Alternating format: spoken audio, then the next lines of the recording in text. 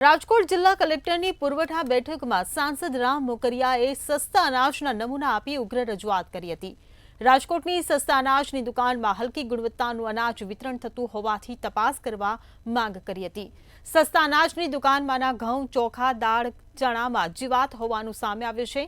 સરકાર સારી ગુણવત્તાનું અનાજ વિતરણ કરે અને ક્યાં ભેળસેળ થાય તે તપાસ કરવા માટે માંગ કરી હતી। કરોડો અબજો રૂપિયાનો સરકાર ખર્ચ કરે છે।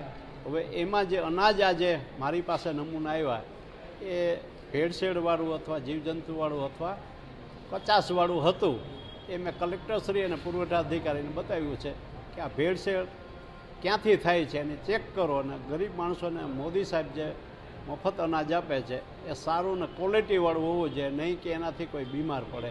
અને ક્યાંથી આ ભેળસેળ થાય છે, એફસીઆઈમાં થાય છે કે સેન્ટ્રલોની જે દુકાનો હોય છે એમાં કરે છે, કોણ કરે છે? આ બધા અમે જે તે કસ્ટમર પાસેથી અનાજ કલેક્ટ કરી આવા સેમ્પલ લઈ, એમાં ચોખા હતા, ચણા હતા, ઘઉં હતા, દાળ હતી, આવા બધામાં ક્યાંય ને ક્યાંય આ ભેળસેળ હોય એવું માલુમ પડ્યું છે।